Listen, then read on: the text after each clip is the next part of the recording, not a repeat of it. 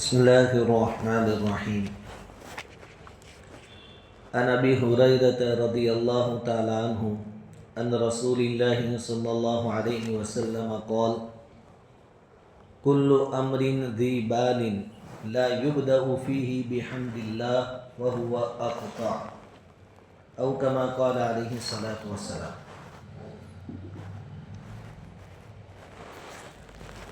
یہ باب ہے اصل میں اللہ تعالیٰ کی حمد اور اس کا شکر ادا کرنے کے بارے میں. پہلی روایت ہم نے گزشتہ ہفتے سنی تھی، یہ دوسری روایت ہے. حضرت ابو ہریرہ رضی اللہ تعالیٰ عنہ روایت کرتے ہیں کہ نبی کریم صلی اللہ علیہ وسلم نے ارشاد فرمایا کہ اہمیت والے محتم بالشان کام کی شروعات، یعنی کوئی بھی بڑے کام کی شروعات، اچھے کام کی شروعات اگر اللہ تعالیٰ کی حمد و ثنا سے نہ کی جائے تو وہ کام ادھورا رہتا ہے. آدمی کوئی بڑا کام کرنے جا رہا ہے لیکن شروع میں اس نے اللہ تعالیٰ کو یاد نہیں کیا تو وہ کام ادھورا رہتا ہے. کا مطلب یہ ہے کہ پھر اس کام میں برکت نہیں ہوتی.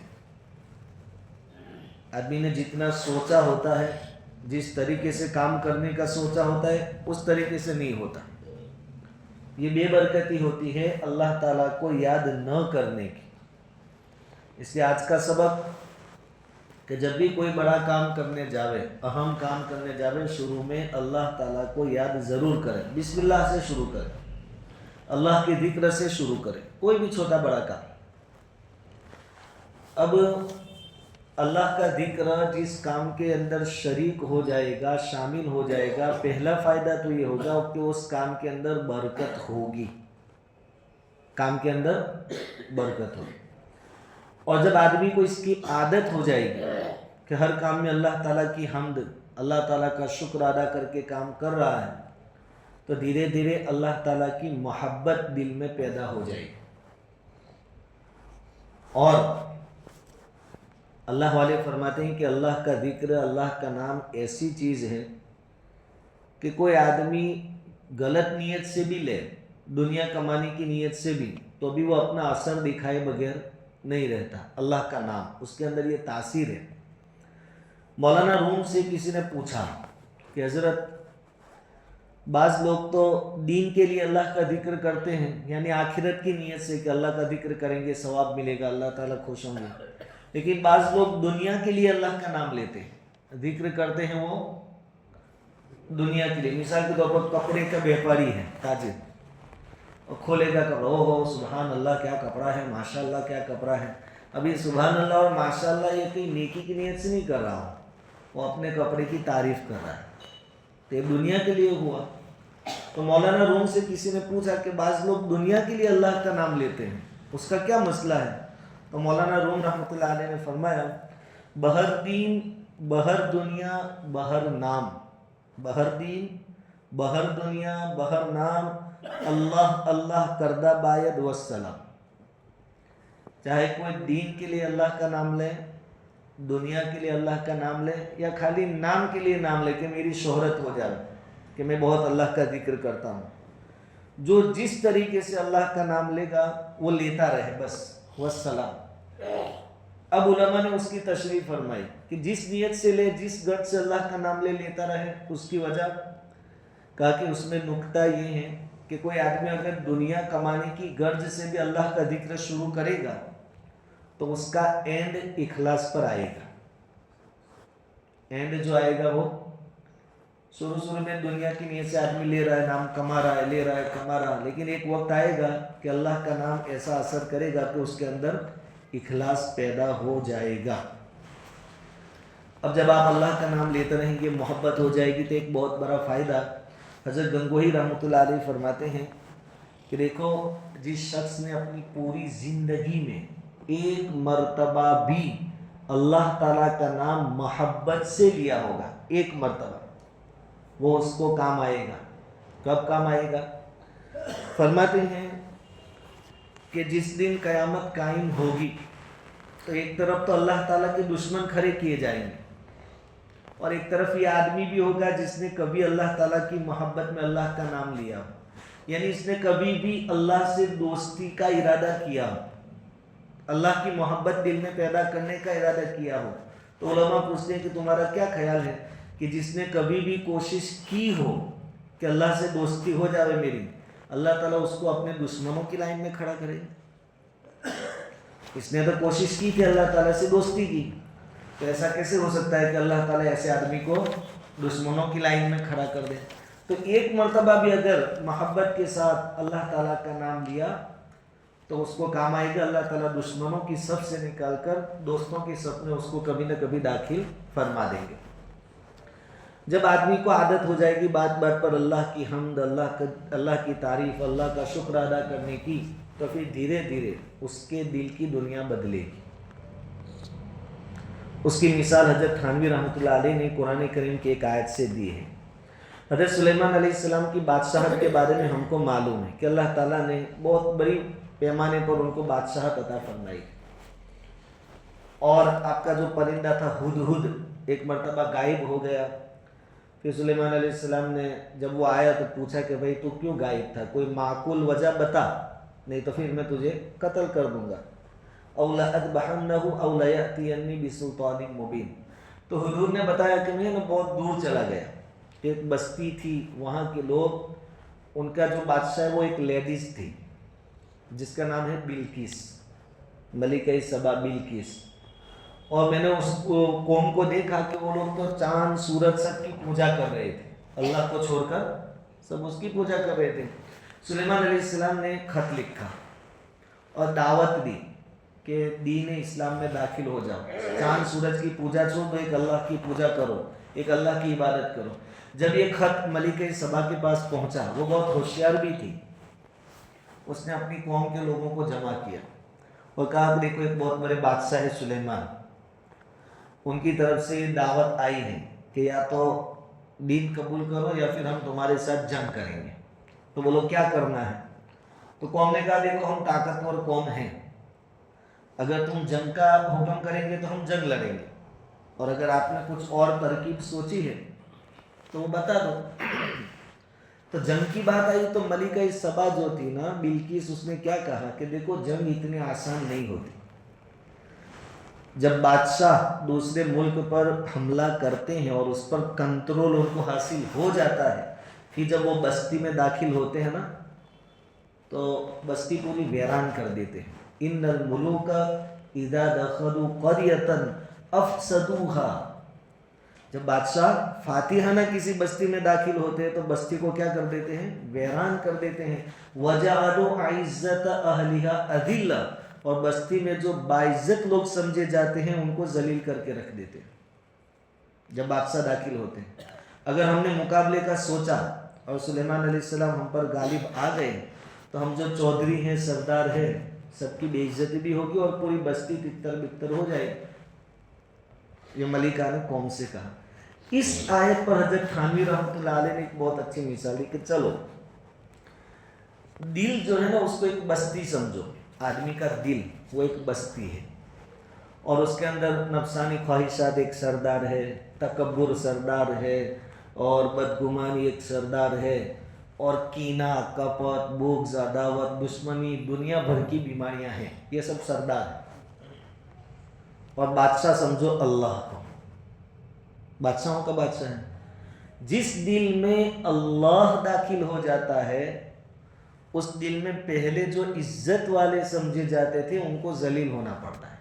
ان الملوک اذا دخلوا قریۃ افسدوها، تو جو آدمی بات بات پر اللہ کا شکر ادا کرنے کا عادی بنے گا، اللہ کی تعریف کرنے کا عادی بنے گا، اس کو اللہ کی محبت نصیب ہوگی، اور جب اللہ کی محبت دل میں داخل ہو جائے گی تو وہ جو چھوٹے موٹے سردار ہیں دل کی دنیا کے، تکبر، کینہ، دشمنی، بدگمانی، نفسانی خواہشات، وہ سب کیا ہو جاتے ہیں، اور ایک مدت کے بعد آدمی اللہ والا صحیح معنی میں ہو جاتا ہے۔ اس لیے ہر نعمت پر اللہ تعالیٰ کا شکر ادا کریں، اس سے نعمتوں میں اضافہ ہوتا ہے، کام میں برکت ہوتی ہے۔ اور اس حدیث کا خلاصہ ہے کہ جب بھی کوئی بڑا کام کرنا شروع کریں، کوئی اہمیت والا کام، ویلیو والا کام کرنا شروع کرے اللہ کو یاد ضرور کرے۔ حدیث نمبر 3، وان ابی موسیٰ الاشعری رضی اللہ تعالیٰ عنہ ان رسول اللہ صلی اللہ علیہ وسلم قال، حضرت ابو موسیٰ اشعری رضی اللہ تعالیٰ عنہ فرماتے ہیں کہ حضور نے ارشاد فرمایا، اذا مات ولد العبد، جب کسی آدمی کا چھوٹا بچہ مر جاتا ہے، نابالغ ہے، پیدا ہوا ابھی مر گیا، قال اللہ تعالیٰ لملائکتہ، تو اللہ تعالیٰ اپنے فرشتوں سے پوچھتے ہیں، روح قبض کرنے والے فرشتوں سے، قبضتم ولد عبدی، تم نے میرے بندے کے بچے کی روح قبض کر لی؟ اللہ تعالیٰ تو سب جانتے ہیں، لیکن یہ بتانے کے لیے کہ بھائی میں اس کو کیا دینے والا ہوں، تم کو بھی معلوم ہو جائے۔ تو فیقولون نعم، فرشتے کہتے ہیں ہاں آپ کا حکم تھا اور ہم نے روح قبض کر لی۔ فیقول، اللہ تعالیٰ پھر پوچھتے ہیں، قبضتم ثمرۃ فؤادی، تم نے اس کے دل کے ٹکڑے کو لے لیا؟ فرشتوں سے اللہ تعالیٰ، تم نے میرے بندے کے دل کے ٹکڑے کو، کلیجے کے ٹکڑے کو لے لیا؟ فیقولون نعم، فرشتے کہتے ہیں جی ہاں۔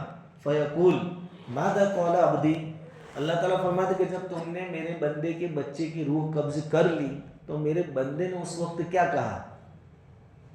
اب یہ شکر کا موقع ہے، اللہ کی حمد کا موقع ہے اور صبر کا موقع ہے۔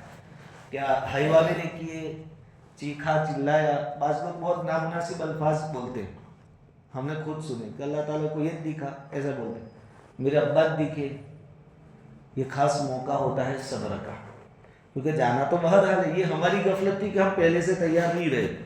آدمی کے دماغ میں یہ بات بیٹھ جاوے کہ کوئی کبھی بھی جا سکتا ہے، میں بھی جا سکتا ہوں، یہ بھی جا سکتا ہے، اور کل اٹھ کے پتہ چلے کہ رات کو چائے پینے میں ساتھ میں تھے اور صبح میں یہ گئے، تو پھر اتنا یہ، کیونکہ پہلے سے مائنڈ سیٹ تھا کہ کوئی کبھی بھی جا سکتا ہے اور کچھ بھی ہو سکتا ہے، کہ مائنڈ سیٹ ہو۔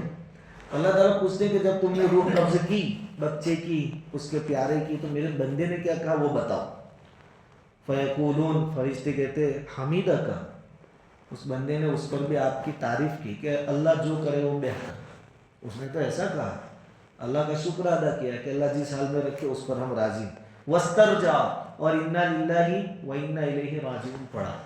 ابھی نماز میں امام صاحب نے قرات کی، اذا اصابتہم مصیبہ، مومنوں کا شیوا طریقہ یہ ہونا چاہیے کہ جب بھی چھوٹی موٹی مصیبت حتیٰ کہ پیروں میں ٹھوکر بھی لگے تو انا للہ و انا الیہ راجعون یہ پڑھنا ہے۔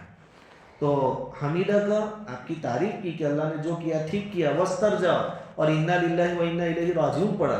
فیقول اللہ تعالی، اللہ تعالیٰ فرماتے ہیں، ابنو لعبدی بیتا فی الجنہ، میرے اس بندے کے لیے جنت میں ایک محل بناؤ۔ وسموہ بیت الحمد، اور اس محل کا نام کیا رکھو؟ بیت الحمد، تعریف کرنے والے کا بنگلہ، اس کا محل۔ اب یہ چند منٹوں یا تھوڑے وقت کا مسئلہ ہوتا ہے، یہ جگر گردے کی بات ہے، صبر کرنا، لیکن اس وقت بندہ اپنے آپ کو سنبھال لے اور فیصلہ کس کا تھا اس کی طرف دھیان کر لے کہ اللہ کا تھا، اور یہ پہلے سے لکھا گیا تھا ہمارے دنیا میں آنے سے پہلے سے، اور تھوڑا صبر کر لے تو اس کا پلاٹ بلکہ بنگلہ، محل جنت میں طے ہو جاتا، اور بیت الحمد اوپر لکھ دیا جاتا ہے۔ کل قیامت کے دن جب جنتی دیکھیں گے تو دیکھ کر پتہ چل جائے گا کہ یہ اللہ کی حمد جو بیان کرتا تھا اس کا بنگلہ ہے۔ یہ بات اور ہے کہ آپ کو فطری طور پر غم ہو کسی کے مر جانے سے۔ حضور صلی اللہ علیہ وسلم کے اولاد جو مذکر تھی، لڑکے تھے 3، یا کے بعد دیگر بچپن میں حضور کے سامنے دنیا سے رخصت ہوئے، حضور دفن کرتے جا رہے ہیں، آنکھوں سے آنسو جاری ہے۔ صحابہ کرام کو بھی تعجب ہوا تھا کہ حضور آپ تو صبر کا کہہ رہے تھے اور آپ کے آنکھوں میں آنسو۔ حضور نے فرمایا تھا کہ یہ صبر کے خلاف نہیں ہے، بے صبری تو کس کا نام ہے؟ ہائی واویلے، چھاتیاں کوتے، پھر وہ کنگن توڑ دے، سر پٹ کے دیوار کے ساتھ اور اناپ شناپ بکواس کرے، یہ بے صبری۔ آپ رو سکتے ہیں، کوئی پرابلم نہیں، حضور کے آنکھوں میں آنسو تھے، یہ بے صبری نہیں ہے۔ تو ایسا کوئی بھی موقع آئے کہ کوئی نعمت ہاتھ سے چلی گئی، اس وقت ابھی اپنے آپ کو کیا کریں؟ سنبھالیں۔ یہ جو دین کی باتیں ہم سنتے ہیں نا، وہ موقع آنے پر اپلائی کرنے کے لیے ہوتی ہے۔ ابھی ہم سب ہاں ہاں کہیں گے، صبر صبر، باقی جب موقع اس وقت اپلائی۔ یہ شریعت کے دائرے میں رہو، دائرے میں رہو، دائرے میں رہو، ہم کہتے ہیں حلال حرام حلال حرام، باقی پھر شادی بیاہ میں پتہ چلتا ہے پھر دوسرے پرسنگ میں پتہ چلتا ہے کہ وہ کتنا اپلائی ہم نے اپنے اوپر کیا، یا پھر یہاں سنا پوڑی کا وار کے پھینک کے پھر گھر چلے گئے، اصل تو اپنی زندگیوں میں اپلائی کرنے کے لیے۔ تو ایسے موقعوں پر کیا کرنا چاہیے؟ انا للہ پڑھیں اور اللہ تعالیٰ سے ثواب کی امید رکھیں۔ حضرت عبداللہ بن عمر رضی اللہ تعالیٰ عنہ کا عمل ہم نے پڑھا کہ ان کو راستے میں خبر دی گئی کہ بھائی آپ کی اولاد کا انتقال ہو گیا، سواری سے نیچے اترے، 2 رکعت نماز پڑھی اور پھر کہا انا للہ و انا الیہ راجعون، اور پھر یہ آیت پڑھی جو امام صاحب پڑھے، یا ایھا الذین آمنوا استعینوا بالصبر والصلاۃ، ایمان والو صبر اور نماز کے ذریعے مدد طلب کرو کہ اللہ میں نے نماز پڑھ لی، اب تو مجھے صبر عطا فرما، تو اللہ تعالیٰ صبر بھی دے دیتے ہیں۔ تو ہر چیز کی ایک لیمٹ ہے۔ حضور کی زندگی میں بھی یہ واقعات پیش آئے، لیکن حضور نے کبھی بے صبری کا اظہار نہیں کیا۔ وہ ایک اور صحابی کا واقعہ، بچے کا انتقال ہو گیا، بیوی بد سنور کر آئی، رات گزاری اور صبح میں کہا کہ ایک امانت کسی نے دی ہو اور کوئی واپس مانگے تو کیا کرنا چاہیے؟ کہا دے دینا چاہیے۔ کہا کہ اللہ کی ایک امانت ہمارے گھر میں تھی۔ یہ جگر گردے کی بات ہے، یہ پہلے سے مائنڈ سیٹ ہو تو آدمی کر سکتا ہے کہ اللہ کی ایک امانت تھی اولاد، وہ بیمار ہوئی، آپ تو کہیں جہاد وغیرہ میں سفر میں تھے اور آپ کے آنے سے پہلے انتقال ہوا، اب اس کو قبر کے حوالے اللہ تعالیٰ نے اور اولاد دی اس کے بدلے میں، اور آخرت میں ذخیرہ بن گئے وہ اولاد۔ جن کے اولاد نابالغ ہونے کی حالت میں مر جاتی ہیں، یہ ان کے لیے سفارشی بنیں گے، ہاتھ پکڑ کر اللہ تعالیٰ کے سامنے لے جائیں گے کہ ان کو جنت میں بھیجو ہمارے ساتھ، اور اللہ تعالیٰ ان کی سفارش قبول کرے گا۔ وقتی طور پر صبر کا موقع ہوتا ہے، اس کو ہاتھ سے جانے۔ ہاں آپ کئی زمانے تک غمگین رہے کوئی پرابلم نہیں، لیکن کوئی ایسے نامناسب الفاظ، ہائی واویلے، شور شرابہ نہ کرے۔ اور جب آدمی اللہ کا شکر کرتا ہے ایسے موقعوں پر تو اللہ دنیا میں بھی بہت سی مرتبہ دے دیتا اور آخرت میں تو ہے ہی۔ ایک واقعہ، حضرت ام سلمہ رضی اللہ تعالیٰ عنہ فرماتی ہیں کہ حضور صلی اللہ علیہ وسلم نے ایک مرتبہ بیان فرمایا کہ بھائی جب ایسی کوئی بات پیش آ جاوے نقصان والی، تکلیف والی، یا کوئی اپنا لادلا چہیتا مر جاوے تو اس وقت آدمی کو کیا کرنا چاہیے کہ انا للہ و انا الیہ راجعون پڑھنا چاہیے۔ اور ایک دعا ہے، اللہم اجرنی فی مصیبتی، الفاظ یہ ہیں، اللہم اجرنی فی مصیبتی واخلف لی خیرا منہا، یہ الفاظ ہیں۔ تو ترجمہ کہ اللہ ابھی جو مصیبت نازل ہوئی اس کا تو مجھے بدلہ عطا فرما، صبر دے، اس کا بدلہ عطا فرمانا، اور جو چیز چلی گئی اس سے بہتر مجھے عطا کر، یہ ترجمہ ہے۔ حضرت ام سلمہ فرماتی ہیں کہ میرے شوہر کا انتقال ہو گیا، ابو سلمہ کا رضی اللہ تعالیٰ عنہ۔ اب مجھے حضور کی یہ بات یاد آئی کہ حضور نے کہا تھا کہ جو کھو گئی ہے چیز اس سے اچھی ملے گی اگر کوئی یہ کام کرے، انا للہ پڑھے اور یہ دعا پڑھے، اللہم اجرنی فی مصیبتی واخلف لی خیرا منہا۔ تو میں نے سوچا کہ دعا پڑھوں چلو، لیکن ابو سلمہ سے اچھا تو مجھے کون ملنے والا ہے؟ ابو سلمہ تو ابو سلمہ تھے، حضرت ام سلمہ کہہ رہی ہے، مسلم شریف کی روایت ہے کہ میں نے سوچا کہ ان سے اچھا تو شوہر کون ملے گا مجھے۔ اس زمانے میں ہمارے جیسا نہیں تھا کہ شوہر مر گیا، بیوی جوان ہے تو ابھی زندگی بھر یوں 1-2 بچے کے ساتھ گزار دے، وہ سیٹ کر دیتے تھے، شادی کروا دیتے تھے، اس لیے زنا کاری اس زمانے میں نہیں تھی۔ تو کہا، پھر میں نے کہا چلو حضور نے کہا تو پڑھ لیتی ہوں۔ تو ابو سلمہ کے یعنی شوہر کے انتقال پر ان کی بیوی ام سلمہ کیا پڑھی؟ انا للہ و انا الیہ راجعون، اللہم اجرنی فی مصیبتی، کہ اللہ بہت بڑی مصیبت آ گئی ہے، اس کا مجھے اجر و ثواب عطا فرمانا، واخلف لی خیرا منہا، اور جو چیز جو نعمت گئی اس سے بہتر عطا فرمانا۔ پھر کیا دیا اللہ تعالیٰ نے کہ تھوڑے زمانے کے بعد، عدت پوری ہونے کے بعد حضور نے ایک صحابی کو بھیجا، حضرت حاتم بن ابی بلتع کو، کہ جاؤ ام سلمہ سے کہو کہ ہم آپ سے نکاح کرنا چاہتے ہیں، اور آپ کا نکاح کس سے ہوا؟ حضور کے ساتھ۔ تو ابو سلمہ سے بہتر ہوئے کہ نہیں ہوئے؟ ان کے پاس موقع تھا ہائی واویلا کرنے کا، لیکن انہوں نے نہیں کیا۔ انہوں نے جو حضور نے جو ہدایت دی تھی، انا للہ پڑھے، دعا پڑھی، تو دنیا میں اللہ تعالیٰ نے ان کو بدلہ دے دی اور ہمیشہ کی جنت اور نبی کے حرم میں داخل ہو گئے۔ ایسا نصیب تو کس کا ہو سکتا ہے؟ اس لیے موقع آتے ہیں جانچنے کے لیے، اس وقت اپنے آپ کو بریک لگانی اور وہ جو باتیں سنی اس کو اپنے اوپر اپلائی کرنا ہے، تو مزہ ہے، تو ثواب ہے۔ ایک آخری حدیث، ان انس رضی اللہ تعالیٰ عنہ قال قال رسول اللہ صلی اللہ علیہ وسلم، حضرت انس بن مالک رضی اللہ تعالیٰ عنہ فرماتے ہیں کہ حضور صلی اللہ علیہ وسلم نے ارشاد فرمایا، ان اللہ لا یرضى عن العبد یا لیرضی عن العبد یأکل الاکل فیحمدہ علیہا ویشرب الشرب فیحمدہ علیہا، رواہ مسلم۔ حضور نے فرمایا کہ اللہ تعالیٰ اس بندے سے خوش ہوتے ہیں کہ جب وہ کوئی لقمہ کھائے اس پر اللہ کا حمد، اللہ کی حمد، الحمدللہ کہے، یا کوئی گھونٹ پیے پانی کا یا کسی چیز کا، چائے کا بھی، اس پر بھی اللہ کی حمد بیان کرے، اللہ تعالیٰ اس بندے سے راضی ہوتے ہیں۔ اب کتنی آسان چیز ہے کہ جو جماعت میں ہم کو سکھاتے ہیں کہ بھائی کھاتے کھاتے الحمدللہ بولو، یہی تو ہے۔ ایسا کرنے سے آدمی اللہ کا چہیتا بن جاتا ہے، لادلا بن جاتا ہے، اور دل کی دنیا اس کی بدل جاتی ہے۔ ایک وقت لگتا ہے لیکن آدمی دھیان دے ان چیزوں پر، دل کی دنیا۔ اللہ تعالیٰ ہم سے یہ چاہتے ہیں کہ جب بھی میری طرف سے کوئی نعمت آپ کو پہنچے میری حمد بیان کرو، میری تعریف بیان کرو، نعمت قائم رہے گی بلکہ بڑھوتری ہوگی۔ اور ہمارا پرابلم کیا ہے کہ نعمتوں تک تو کبھی کبھی پہنچ بھی جاتے ہیں کہ بھائی اللہ نے گاڑی دلا دی، لیکن اللہ تک نہیں پہنچتے، کس نے دلائی وہاں تک نہیں پہنچتے، یہاں سے ہماری رکاوٹ آ جاتی ہے۔ ہماری نظر میں پھر گاڑی جو ہوتی، اس لیے پھر گاڑی کے فوٹو اسٹیٹس پر لگاتے ہیں، شکر الحمدللہ، وہ نعت بات سب لگا دیں، لیکن پھر اللہ تک ہم، یہ پرابلم ہے۔ اللہ تعالیٰ کہتے ہیں مجھ تک پہنچو، کس نے دیا وہ دیکھو۔ آپ کو کسی نے موبائل گفٹ دیا تو موبائل پر خوش ہونا الگ بات ہے، لیکن دینے والے کا شکریہ سے اللہ تک پہنچاؤ اپنے آپ کو۔ تو پورے بات کا خلاصہ، ٹوٹل 4 روایتیں تھیں اس بات کی کہ بھائی چھوٹی موٹی کوئی بھی نعمت حاصل ہو اس پر اللہ کا شکر ادا کرے، اللہ کا حمد، اللہ کی حمد، اللہ کی تعریف بیان آدمی کرتا رہے، اس سے اللہ تعالیٰ کی محبت دل میں پیدا ہوگی، اور محبت آپ کو فرما برداری پر ڈال دے گی۔ جب محبت ہوتی ہے تو آدمی فرما بردار بن جاتا ہے۔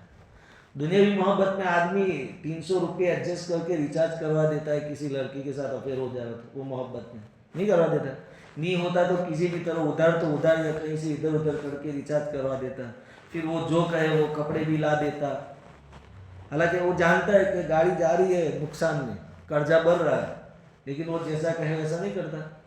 اللہ کی محبت دل میں پیدا ہو جائے گی، آدمی نماز کے لیے فوراً ہو جائے گا، اور ہر وقت اللہ اللہ آٹومیٹک زبان پر۔ ایک آخری واقعہ کہہ کر اپنی بات اور اس بات کو ختم کرتا ہوں کہ نعمت کوئی بھی ہو اللہ کا شکر ادا کرے۔ ایک حدیث میں آتا ہے کہ حضور صلی اللہ علیہ وسلم ایک مرتبہ ایک قبیلے والوں کے پاس سمادھان کے لیے، صلح کے لیے تشریف لے گئے۔ یہ سمادھان اور صلح کی آج کل بہت ضرورت ہے، بہت ضرورت ہے۔ چنگاری لگانے والے تو بہت ہیں لیکن سمادھان والا کوئی ملتا نہیں ہے۔ حضور تشریف لے گئے، نماز کا وقت آ گیا مسجد نبوی میں، اب حضور تو ہے نہیں، امام صاحب ہے نہیں، نماز کا وقت آ گیا تو غالباً حضرت بلال رضی اللہ تعالیٰ عنہ نے حضرت ابوبکر صدیق رضی اللہ تعالیٰ عنہ کے پاس آ کر پوچھا کہ نماز کا وقت ہو گیا ہے، آپ نماز پڑھائیں گے، اذان دے دوں؟ کیونکہ اس زمانے میں اذان ہوتی تھی، صحابہ مسجد میں آ جاتے تھے، پھر آ جاؤ تو نماز شروع ہو جاتی تھی۔ تو صدیق اکبر نے کہا ٹھیک ہے حضور نہیں ہے تو میں نماز پڑھا دوں گا، اذان دے دوں۔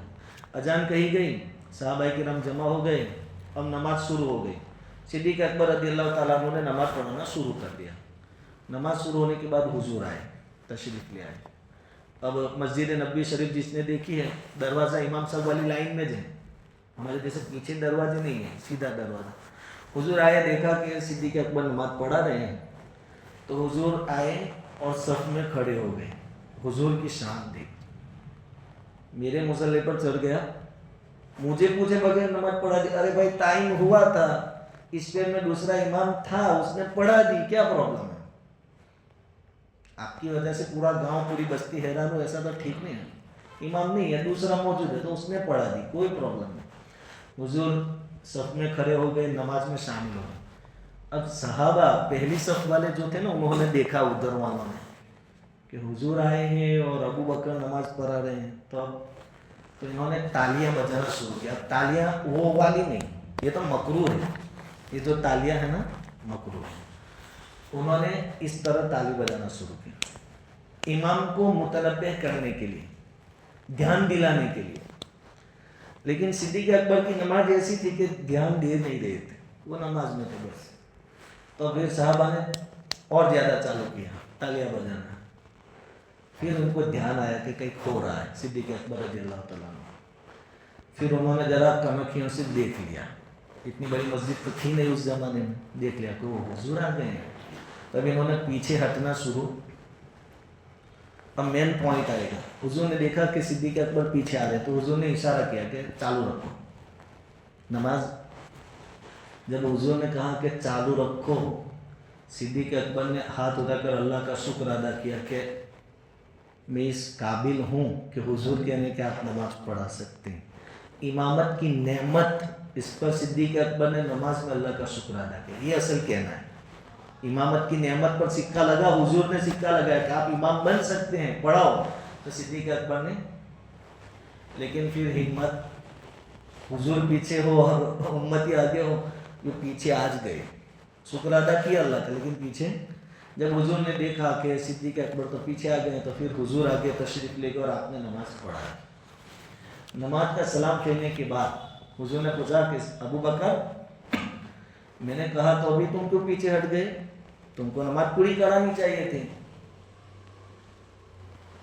صدیق اکبر کہتے ہیں کہ حضور، ابو قحافہ کے بیٹے میں اتنی صلاحیت نہیں ہے کہ آپ کی امامت کھڑا ہے.